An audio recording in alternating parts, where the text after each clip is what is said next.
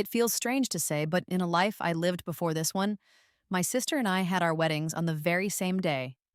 I married a young man who was still in college, while she married the man considered the wealthiest in our village. My husband, the student, went on to become a government official soon after he graduated, climbing the ranks steadily. But the rich man my sister married became even richer, eventually becoming one of the wealthiest men in the entire country. Unfortunately, his success led to him divorcing my sister and marrying someone else. Her second husband was just an ordinary worker, and things got worse when widespread layoffs happened. Out of desperation, he forced her into prostitution on the streets. She ended up contracting a serious illness. When I went to see her, consumed by jealousy over my life, she gave me poisoned water. The next thing I knew, I woke up, and it was our wedding day all over again. My sister must have thought choosing a different husband this time would grant her a better future, but somehow her fate turned out even more tragic in this life. Amidst the sound of celebratory fireworks outside, a crowd of people pushed into my sister Chloe's room. They stopped short, shocked by the scene before them. On the wedding bed lay two people without any clothes on. Everyone's eyes immediately turned to me. One of the people in the bed was the bride-to-be, my sister Chloe. The other person was the man I was supposed to marry today, my fiancé, Mark. My mother was the first to react, screaming as she grabbed Chloe's ear. "Chloe, have you lost your mind?" she yelled. "Doing something like this on your wedding day? Don't you have any sense of shame?" A couple of sharp slaps finally brought Chloe fully awake. But instead of looking ashamed, her eyes held a strange hint of satisfaction. She immediately knelt on the floor, pleading, "Mom, please stop hitting me. Mark and I are truly in love. I can't marry Sam. Please, let me marry Mark instead." Mark, meanwhile, was bright red. He had been awake the whole time but pretended to be asleep, subtly pulling the bed covers higher when he thought no one was looking. My mother was absolutely furious. "Chloe, that's ridiculous. Mark belongs to your sister." "But I've already slept with him," Chloe declared, looking around at the stunned faces. "Everyone here saw us. If I can't marry Mark, I'll just throw myself into the river." She had a look on her face that suggested she didn't care about the consequences anymore. Just then, someone burst into the room, breathless, announcing that the groom's party was only 2 streets away.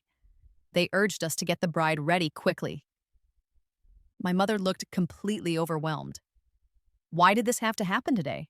How am I going to explain this to Sam and his family? Chloe pointed directly at me.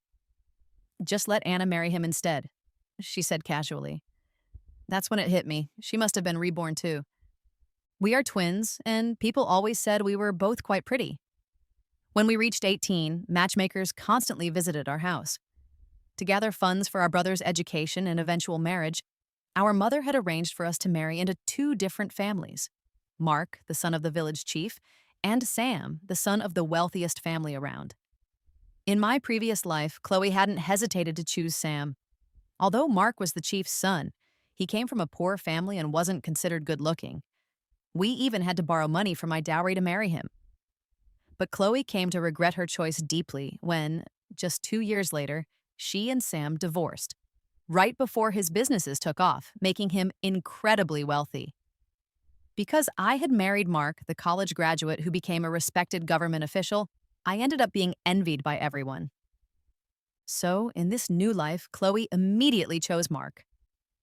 My mother sighed deeply, turning to me with a troubled expression. "Anna," she began, "I know Chloe has done you a terrible wrong, but the money Sam's family gave for the engagement was used for your brother's university fees. His family isn't one we can afford to anger. Their family didn't have the best reputation in the village. Sam's father had served time in prison for killing someone years ago. Sam himself dropped out of school after middle school and had a reputation for running with a rough crowd. His mother was mute and rarely left the house, and his sister was known for her fiery temper. Because of all this, despite their wealth, Sam's family had to offer a very large sum as a bride price to secure the engagement with Chloe in the first place. Everyone was looking at me, knowing how much I had seemed to love Mark. They were all waiting to see how I would react to this betrayal. To their surprise, without any hesitation, I picked up the wedding veil and the bridal dress that had been laid out for Chloe and walked into the adjoining room. "All right," I announced calmly. I'll marry him. Sam ran a business dealing in clothing, often traveling south to source his goods, which meant he wasn't home very often. The main reason he wanted to get married was apparently to have someone look after his mother and sister. He didn't seem to care much who the bride actually was. So, when he lifted my veil later that day and saw it was me instead of Chloe, he didn't show much reaction at all. That night, he came into our room smelling strongly of alcohol. I prepared myself for what might happen, but instead, Sam pulled a large bag out from the wardrobe. I have to leave for the south tonight, he said gruffly. You can sleep here alone. He then handed me a stack of bills totaling 500 yuan. This is for the household expenses for the next month. Just make sure you take care of my mother and sister. I was stunned. In my parents' home, our entire family of 6 usually managed on less than 20 yuan a month. Seeing the surprise on my face, Sam gave a slight smirk and turned to leave. I quickly composed myself and called out his name. Sam! He turned back, a frown forming on his face. Is it not enough money? He asked. He had a tough appearance, and his history made him seem unpredictable and possibly quick to anger. I stood up, walked over to my small collection of dowry items, and took out a small jar of ointment. It often rains heavily in the south, I explained. You can use this if you get any skin rashes. He froze for a moment, then took the ointment from my hand, his expression unreadable and complex. Is there anything else? He asked. I nodded, then quickly shook my head, gathering my courage. Can I use some of this money to buy books? I asked hesitantly. Living this life again, I knew better than to rely entirely on any man. I had been a very good student before having to drop out to support my brother's education. I could have easily passed the college entrance exams back then. My deep desire for learning was a large part of why I had fallen so hard for Mark, who held a university degree. Of course, I later found out he was a fraud, having stolen his place at university from someone else. Just thinking about my past involvement with him made me feel sick. Sam noticed my discomfort but seemed to misunderstand its cause. His voice softened slightly. All right, he agreed. Feeling hopeful, I spent the next day cleaning the house and preparing meals before heading into the nearby town. At the bookstore, I purchased a complete set of high school textbooks. The owner seemed pleased with the large sale and threw in a copy of Don Quixote for free. He mentioned it was a newly translated book in the country and quite difficult to find. I managed a weak laugh, thinking to myself that it was more likely he only received one copy and hadn't been able to sell it. As soon as I returned home, I saw my mother-in-law in the living room, drinking a glass of water. Mom? I greeted her gently. She blushed immediately, looking a bit flustered, but nodded in acknowledgement. She started to head back towards her room, cup in hand. As she passed me, she paused, her eyes fixed on the book I was carrying, filled with unmistakable interest. Seeing her fascination, I offered it to her. Do you like this book? You can have it if you want. I was hoping this gesture might help me build a better relationship with Sam's family. However, as soon as the words left my mouth, my mother-in-law's eyes filled with tears. She started sobbing quietly, covering her mouth with her hand. I felt a wave of panic, completely unsure of what I had done wrong or what to say next. Just then, a sharp voice cut through the air from behind me. What did you do to my mom? I turned to see a young woman standing in the doorway. Her hair looked oily and her clothes didn't fit well. I guessed this must be Sam's sister, Laura. Laura rushed over, protectively putting herself in front of her mother and glaring at me with open hostility. You horrible woman! Are you bullying my mom already? I'm warning you, if you lay a hand on her, I'll get my brother to throw you out. Before I even had a chance to defend myself, my mother-in-law spoke up, her voice trembling but clear. It wasn't her fault. I just got emotional. Laura and I both stared at her, completely stunned. Mom, Laura whispered, you can talk. About half an hour later, I learned the truth. Sam's mother wasn't mute at all. She had simply chosen to pretend she couldn't speak because she disliked dealing with people. She explained that she found social interactions draining, and her only real pleasure was reading. After Sam's father was imprisoned, her children didn't understand her passion for books, and the villagers often gossiped and made fun of her due to the family's troubles. This caused her to withdraw even further, eventually choosing silence as a shield. She also mentioned that she hadn't read anything new in a very long time because she hardly ever went outside. Hearing her story shocked me. In my previous life, I remembered my sister Chloe complaining constantly about her mother in law, often saying she was mentally slow. Chloe used to boast about how she made the older woman work like a servant, offering only a single steamed bun as reward. Realizing the truth now made me understand just how cruel Chloe's actions had been. Sam's mother hadn't been oblivious to the mistreatment. She had simply chosen not to react or engage. Both Laura and I felt a deep sense of sympathy for this lonely woman. We immediately asked her to make a list of books she wanted to read. After she spent the night compiling her list, Laura and I went back to town the next day and bought a large stack of books for her. On our way back, I noticed Laura behaving strangely near the bookstore, repeatedly glancing towards a particular young man inside. Having experienced similar feelings myself, I recognized the look in her eyes. "So, you like him, huh?" I teased gently. Laura blushed furiously. "It's none of your business," she snapped. "If you like him, you should go talk to him," I suggested. My comment seemed to irritate Laura further. "He doesn't like me," she retorted miserably. "He probably thinks I'm ugly." I recalled my sister mentioning something about this in my past life. Laura had developed a huge crush on the top student in her grade, but after being rejected, she apparently spent weeks crying at home. My sister, annoyed by the constant tears, had then spitefully set Laura up with a disreputable man. That man not only took advantage of Laura, but also robbed the family. This entire incident led to Sam discovering Chloe's manipulative behavior, which ultimately resulted in their angry divorce. Lost in these unpleasant memories, I realized Laura had stormed out of the bookstore, clearly upset. I quickly caught up with her. "I can help you get his attention, you know," I offered. Laura's eyes widened in surprise. "Really?" she asked, a glimmer of hope appearing. I nodded confidently. First, I took her to the public bathhouse for a thorough wash. Then we went shopping and bought her some new, well-fitting clothes to replace the ill-kempt ones she usually wore. Finally, we visited a salon where she got a fresh, becoming haircut. Looking at her reflection in the mirror, Laura was amazed by the transformation.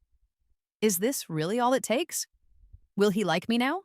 she asked tentatively. I shook my head. "This is just the first step."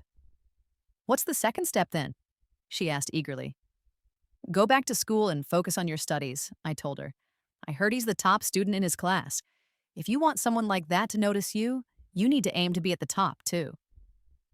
Laura's hopeful expression faltered. "I don't think I can do that," she mumbled. I smiled encouragingly. "I can help you," I promised. From that day forward, a new sense of harmony settled over our household, connecting me, Sam's mother, and Laura. I made sure his mother always had new books to read, and in return, she began helping with household chores. In the evenings, the three of us would often sit together in the living room.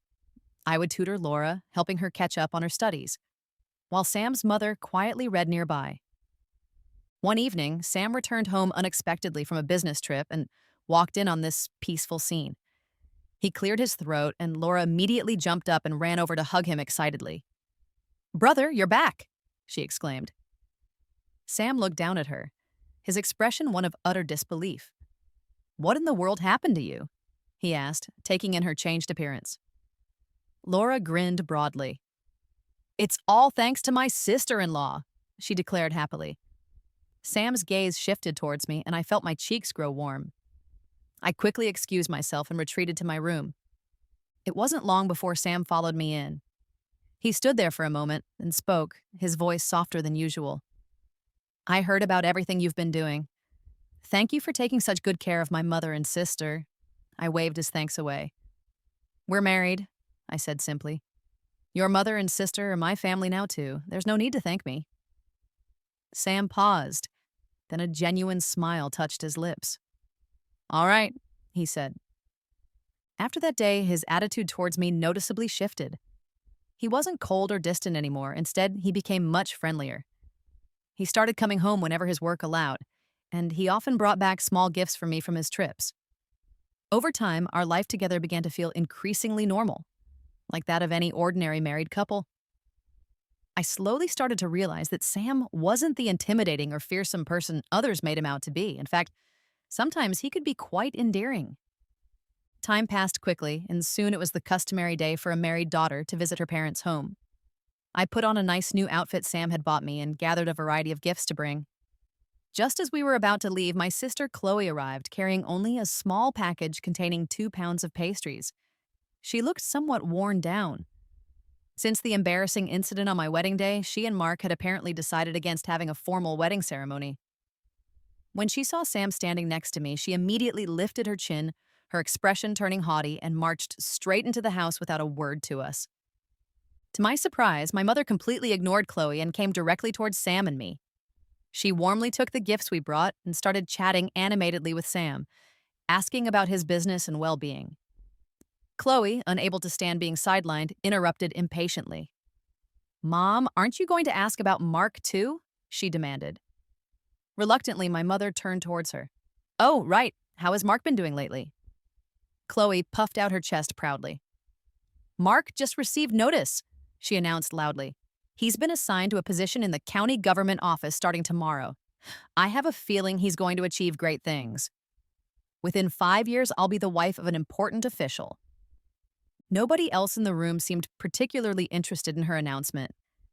They quickly turned their attention back to Sam, eagerly asking him about interesting places he'd visited in the South.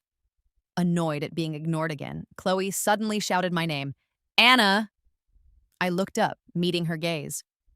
"Let's go start making dinner," she said, gesturing towards the kitchen.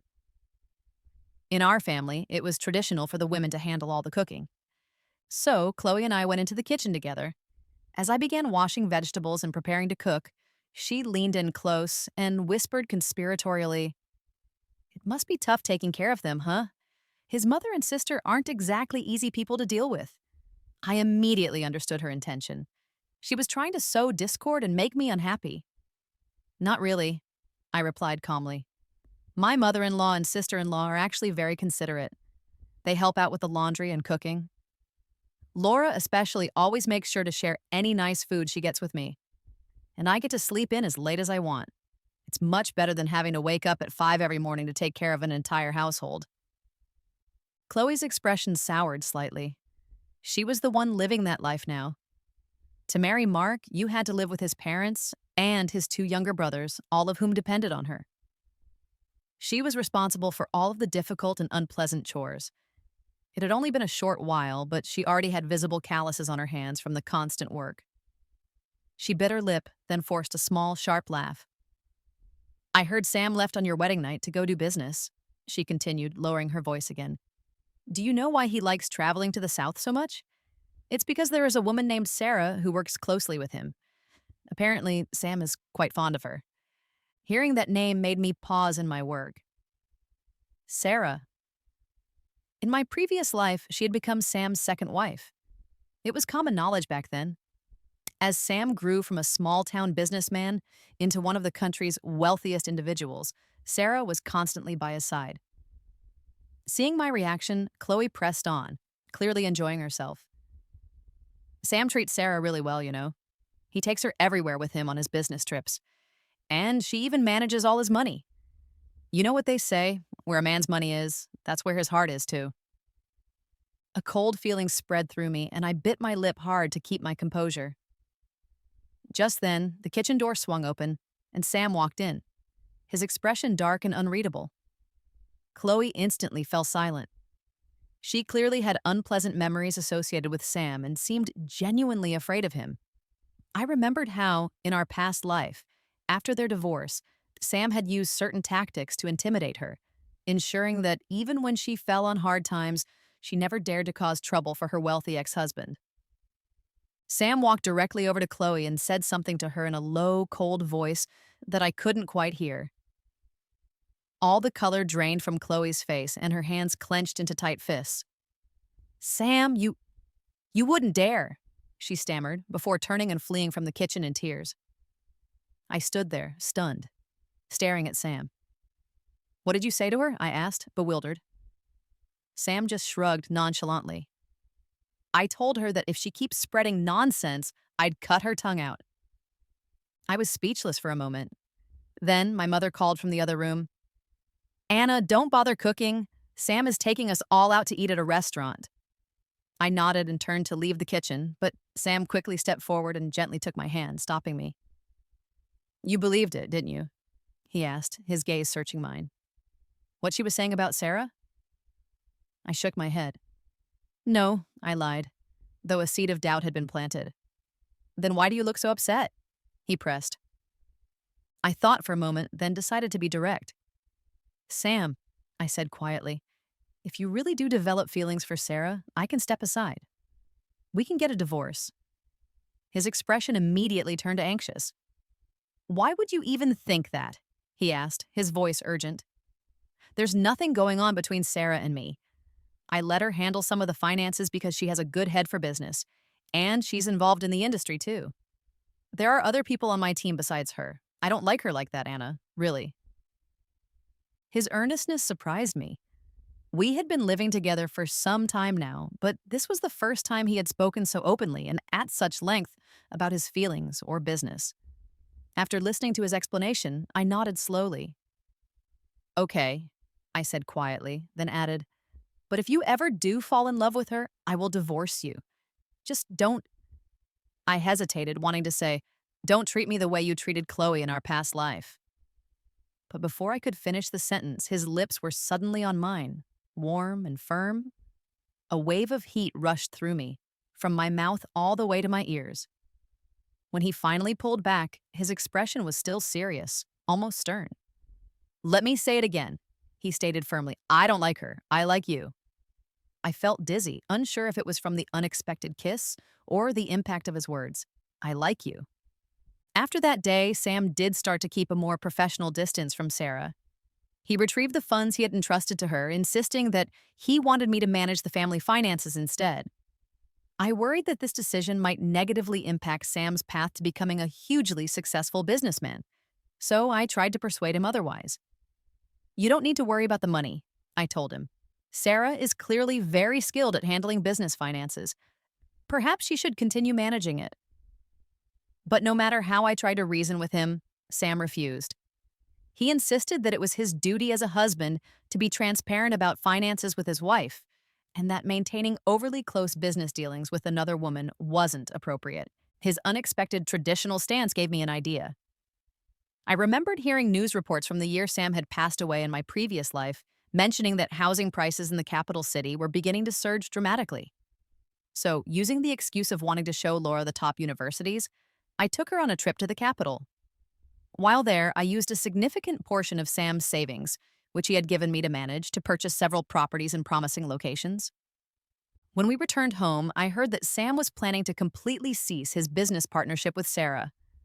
Feeling a bit anxious about disrupting his future success, I decided to offer some guidance based on my knowledge of the past. I remembered that he had made his first major fortune by establishing a clothing factory. So I suggested he consider building a clothing factory locally. I even recommended a designer who I knew would become famous later on. Additionally, remembering the property boom, I strongly urged him to look into investing in real estate development. I knew it felt a bit like cheating, using my knowledge of the future like this, but I genuinely didn't want Sam to miss out on the incredible success he was destined for, especially not because of me or the changes stemming from our marriage. While Sam threw himself into planning and building the new factory, I began preparing seriously for the college entrance examinations. Laura was also entering her final year of high school, so I discussed with Sam the possibility of both Laura and me returning to school. He was fully supportive of the idea. My own family, however, tried repeatedly to discourage me. They argued that I was too old to go back to being a student, and that since Sam was already doing so well financially, my focus should be on having a child to secure my position in his family. It was around this time that I realized things were not going well for my sister Chloe in her marriage to Mark. His family had treated her reasonably well during the first year, but recently they had started pressuring her constantly to have a baby. Mark himself had been transferred to a job in the city, and Chloe desperately wanted to move there with him. However, Mark's parents, unwilling to lose their unpaid housekeeper, refused to let her go. Chloe often cried herself to sleep, lamenting the impossibility of getting pregnant when she and her husband barely saw each other. Not that seeing him more often would have made a difference, as I knew from my past life that Mark was actually infertile. Ignoring my family's advice, I enrolled in school alongside Laura after the summer break. After a year of intense studying, both Laura and I successfully passed the entrance exams and were accepted into a prestigious university. Once Laura started college, she also managed to successfully begin dating the boy she had admired for so long. Overjoyed, she hugged me tightly, tears in her eyes. Sister in law, she sobbed happily. Without you, I wouldn't have even dared to dream that any of this was possible. We spent our first year immersed in our college studies. During that time, Sam's businesses flourished beyond expectations. He rapidly progressed from being the wealthiest man in our village to becoming the richest man in the entire city in just 1 year. When I returned home for the school break, I hadn't even had a chance to properly greet Sam before I unexpectedly ran into my sister, Chloe. When she appeared at the front door, I almost didn't recognize her. She had lost a significant amount of weight, and even her loose clothing couldn't completely hide the bruises visible on her arms. Her eyes, once bright and lively, were now filled with a deep-seated fear. The vibrant spirit she used to possess was completely gone. Seeing her in this state didn't surprise me much because I remembered how, in my past life, I too had been subjected to Mark's escalating abuse. After Mark discovered his infertility, he lost all interest in intimacy. He became increasingly frustrated and resentful, likely due to pressures or failures at work. And since he couldn't release his tension in the bedroom, he found another outlet: violence. He seemed to derive a disturbing satisfaction from inflicting pain. Initially, he would pick fights or find excuses to hit me. Later, even a simple glance he disliked could provoke him to throw whatever was nearby, sometimes a cup, sometimes a chair. The moment Chloe saw me, she grabbed my arm tightly, her eyes wide and intense. "Anna," she whispered urgently, "you were reborn too, weren't you?" Her sudden question startled me. I tried to compose myself. "Reborn? I I don't know what you're talking about, Chloe." But she refused to let go, sinking to her knees right there on the doorstep. "I know you were. Otherwise, why would you have agreed to marry Sam so easily? And how did you know to give him all those successful business ideas? Sister, please, you have to save me. Help me get away from him." She only ever called me sister when she desperately needed something. Even though we were twins, I had been born just a few minutes before her, technically making me the older sister. Growing up in a family that clearly favored our brother, we had relied heavily on each other. I always saw myself as her protector, often giving in to her wishes and looking out for her. Even in our past life, after Mark had beaten me so severely that I was hospitalized when Chloe later found herself in a desperate situation and wanted a divorce from her second husband, I had dragged my still recovering body from the hospital bed to plead with Sam on her behalf. Knowing Sam's temperament back then, a simple scare tactic wouldn't have been enough to make him let her go easily. I never imagined that my desperate efforts to help her would be repaid with such venomous envy. She had wanted me dead simply because I visited her sickbed wearing a clean dress, a symbol of the life she felt she deserved. She had deliberately mixed her diseased blood with pesticide into the water she offered me. Just before I died, I remembered her smiling brightly, saying, "Anna, we're sisters. Why should you live well while I suffer? It's not fair. If I have to die, we'll die together." Recalling that betrayal hardened my heart instantly. "Chloe," I said firmly, pulling my arm away, "I can't save you. You need to find someone else to help you."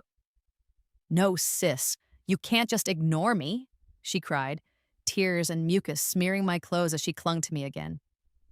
"Look at the life you have now. A villa in the city, a car, designer clothes, expensive skincare.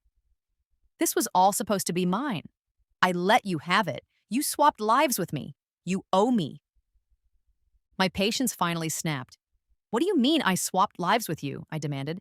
"Do you remember why you ended up marrying Mark in the first place?" She fell silent, avoiding my gaze. How could she forget? She had deliberately seduced him, drugged him, and orchestrated the situation where they were discovered together. The resulting rumors and gossip in the village were socially ruinous.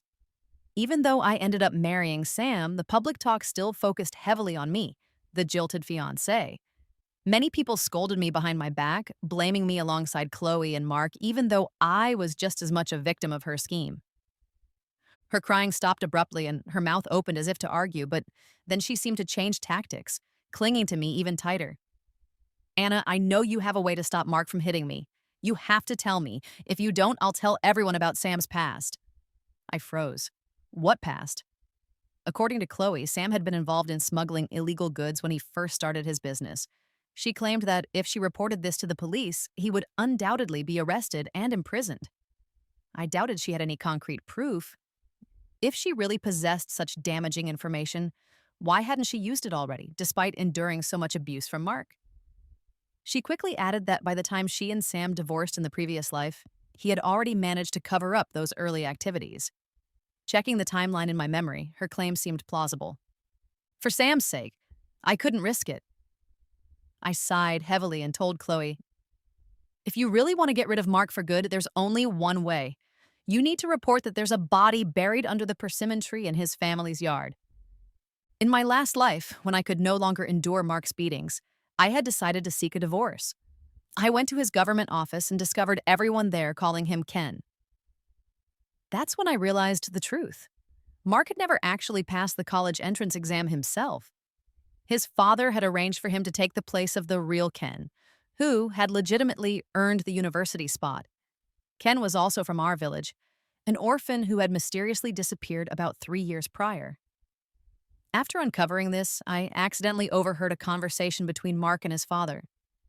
It turned out that Ken had confronted them about the identity theft during Mark's 3rd year of college. They had killed him to silence him and buried his body under that tree.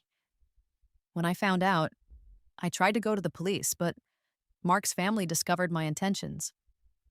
After that, perhaps to maintain his public image or for other reasons, Mark stopped the physical abuse but kept me under constant surveillance, essentially a prisoner in my own home, even having someone watch me whenever he wasn't around.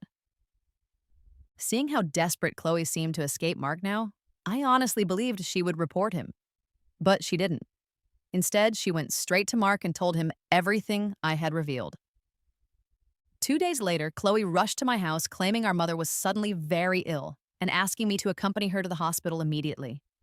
Worried, I got into the car with her without hesitation. However, I soon noticed that we had turned off the main road and were heading towards a more remote area. Where are we going? This isn't the way to the hospital, I asked, a sense of unease growing within me. Chloe just looked at me, her expression strangely blank, and said, I'm sorry, Anna. My heart sank. What do you mean you're sorry? The car pulled up in front of a small, dilapidated cabin in a desolate, overgrown area. When I saw Mark step out of the cabin door, the horrifying reality hit me. I turned to my sister, my voice trembling with disbelief. You didn't report him, did you? She just shrugged, a chillingly indifferent expression on her face. If I report him, he'll get arrested, she said matter-of-factly. I just want him to stop hitting me. I don't want to lose him, his status. You're insane, I gasped. I couldn't believe my sister had become so twisted, willing to do something like this just to maintain her position as an official's wife. So you sold me out? I yelled, feeling betrayed yet again. Chloe adopted a look of wounded innocence. You were the one who told me about the body, she retorted defensively. Don't worry, Mark just wants to talk to you. Do you actually believe that? I screamed, frantic now. He's a murderer, Chloe. She just shrugged again, as if it didn't concern her. It was then I fully grasped how dangerous and unhinged she truly was. The car door opened. Even if I had tried to run, I stood no chance against Mark. He forcibly dragged me out of the car and into the dark, tool-filled hut. He grabbed my face, his own expression contorted with rage. How do you know my secret? He snarled. I shivered, overwhelmed by fear. I don't know anything, I stammered. Mark let out a chilling laugh. It doesn't matter how you found out. You won't be leaving here today. He produced a length of rope, clearly intending to tie me up. A wave of utter despair washed over me. I cursed myself for my stupidity. My sister had already caused my death in our past life. How could I have possibly trusted her again?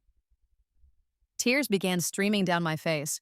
Just as Mark raised a menacing-looking tool preparing to strike me, Chloe suddenly screamed outside. The cabin door burst open, kicked in violently. Several men rushed inside and quickly overpowered Mark, restraining him. Then, Sam walked in, silhouetted against the bright sunlight flooding through the doorway. In the next instant, I found myself enveloped in his strong, familiar embrace. Feeling his warmth and safety, I couldn't hold back my terror and relief any longer, and I broke down, sobbing uncontrollably into his chest. Sam gently touched my face, his eyes filled with deep concern and anger. "I'm sorry I was late," he murmured.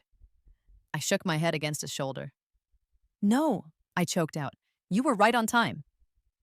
Nearby, the restrained Mark started shouting belligerently. "What do you think you're doing? Let go of me! Do you have any idea who I am? I'm—" Before he could finish his threat, Sam delivered a swift, hard kick to his side. Mark cried out in pain, tears instantly filling his eyes. "Sam, how dare you treat me like this? My father—" Sam grabbed Mark's hair, forcing his head up, and slammed his face against the rough wall. His voice was icy calm but held a deadly edge. "What about your father? The police already paid a visit to your house. They took him away quite some time ago." Mark's eyes widened in shock and disbelief. What?" Sam narrowed his eyes, his voice dropping even lower. "You messed with the wrong person's wife." Soon, police officers arrived at the cabin. They must have already unearthed the body under the persimmon tree and had come to formally arrest Mark, or rather, Ken's impersonator. My sister Chloe was also being detained as an accomplice. Before being led to the police car, she suddenly seemed to snap, breaking free and running towards Sam, desperately clinging to his pant leg. "Sam! Sam, it was supposed to be me. I was supposed to marry you. I'm your real wife. Please help me. I don't want to go to jail." Sam kicked her away forcefully, his face filled with undisguised disgust. "Stop talking utter nonsense," he spat. "Anna is my only wife. You were the one who broke off our engagement." "I regret it now. I regret it," Chloe wailed. "You two aren't legally married yet, are you? You used to like me, didn't you? I've changed. I promise I'll take good care of your mother and sister. Just be with me, please." She continued rambling incoherently, but Sam's expression remained cold and unmoved. "Get lost," he shouted harshly, "and stop bothering me." Finally, the police officers led Chloe away. Sam then gently led me back to his car and drove me home. The entire way, his face was tense, his jaw clenched tightly. When we arrived back at our house, I was about to get out of the car, but he suddenly reached over, scooped me up into his arms, and carried me inside. One of his friends who had helped with the rescue started teasing him good-naturedly, and I blushed, burying my face in Sam's chest. A minute later, he gently laid me down on our bed. He hovered over me for a moment, not making any further move, just staring intensely into my eyes. His voice was low and serious when he finally spoke. "Anna, what is really going on here?" When Chloe had first approached me with her plea and subsequent threat, I had felt that something was wrong. So I had secretly asked Laura to find Sam immediately and tell him about the secret buried under Mark's persimmon tree. With Sam's extensive network of contacts, it hadn't taken long for him to investigate and find out that I had been seen getting into a car that headed towards the remote hills. That's how he had managed to track us down and rescue me just in time. However, he still couldn't understand how I had known Mark's dark secret in the first place, or why Chloe had said such bizarre things about me swapping lives with her. Knowing Sam's sharp intelligence, I realized I couldn't possibly lie or deflect his questions. So I took a deep breath and told him everything. About my previous life, my death, and waking up again on our wedding day. By the time I finished explaining, I felt a little foolish and uncertain. "You can believe me or not," I finished quietly. "I know it sounds like a crazy dream." As soon as I finished speaking, he pulled me into an even tighter embrace. I could feel him trembling slightly in my arms. I gently touched his back. "What's wrong?" I asked softly. "How dare she?" he choked out, his voice thick with anger. "How could she hurt you like that twice?" I realized then that his trembling wasn't from disbelief, but from rage directed at my sister for what she had done to me. "I don't understand why she turned out this way either," I murmured sadly. She was such a sweet little girl when we were young, always sharing her candy with me. People often say that twins share a special connection, that they can sense each other's feelings, and I suppose it was true for us in a way. I remember whenever I got sick as a child, she would often complain of feeling unwell too. Even if I just twisted my ankle, she'd sometimes say, "Anna, my foot hurts terribly today." It was those lingering memories of our childhood closeness that had ultimately led me to trust her with Mark's secret, a mistake I now deeply regretted. Sam's eyes were filled with pain as he looked at me. "So, in that past life, was I bad to you too?" he asked hesitantly. "Not really bad," I reassured him quickly. "We were essentially strangers back then. You didn't know me at all." I reached up and gently touched his head. I didn't know why, but lately Sam increasingly reminded me of a large, loyal dog, fiercely protective, but also needing reassurance. "Do you think you'll still become the richest man in the country this time around, now that you're stuck with me?" I asked, trying to lighten the mood with a small joke. But Sam took my hand, kissed it gently, and said, with complete seriousness, "I'll try my absolute best, and I promise I'll make sure anyone who ever hurt you pays for it." I nodded, feeling a warmth spread through me. Then, remembering Chloe's threat, I asked hesitantly, "Was what Chloe said true? About the smuggling?" Sam sighed and gently tapped my forehead. "You worry too much," he said softly. "I am a law-abiding citizen." Hearing his reassurance, I finally relaxed, feeling safe as long as he was okay. About 2 months later, we received news from the prison that Mark had died. The official report stated that he had accidentally fallen and hit his head. However, the truth, which circulated quietly, was that he had provoked the wrong inmates and had been beaten to death. I asked Sam if he had played any role in what happened. Sam just smiled faintly and shook his head. "Like I said, I'm a law-abiding citizen," he replied smoothly. "I merely visited some old acquaintances before he was incarcerated, just to catch up." I vaguely recalled hearing that Sam had a childhood friend who had ended up in prison years ago for an accidental killing. In those days, prison security wasn't as stringent as it is now, and incidents like inmates being beaten, sometimes fatally, were unfortunately not entirely uncommon. Since Chloe hadn't directly participated in Ken's murder, her sentence wasn't very long. However, the time she spent in detention apparently took a heavy toll on her mentally. When she was finally released, she seemed disconnected from reality, often muttering to herself and appearing completely lost. Our family, believing she had genuinely lost her mind, arranged for her to be admitted to a psychiatric hospital. She sent word asking me to visit her, but I chose to ignore her request, pretending I hadn't received the message. A few days after that, news came that Chloe had jumped from a window at the mental hospital. I heard that in her final moments, she was repeatedly whispering, "Let's do it again. Let's do it again." Life settled into a comfortable rhythm after that, neither overly exciting nor particularly dull. Soon, both Laura and I graduated from university. After careful consideration, I decided to continue my education and pursue postgraduate studies, aiming for a master's degree and eventually a PhD. Sam was incredibly supportive, even dressing up formally to proudly see me off when I enrolled in graduate school. By my second year of graduate studies, Sam had achieved national recognition, appearing on the country's official list of the wealthiest individuals. Around that time, we also welcomed our first child together. Laura, meanwhile, had married her college sweetheart, the boy she had crushed on back in high school, and both she and her husband embarked on successful careers as civil servants. Perhaps the biggest surprise came from Sam's mother. At the age of 50, she published her first novel and unexpectedly became a celebrated author. This second life of mine turned out to be just as eventful and, in many ways, even more dazzling than the first. But the most significant difference was that, compared to the suffering and betrayal of my past life, this one was filled with genuine happiness, love, and contentment.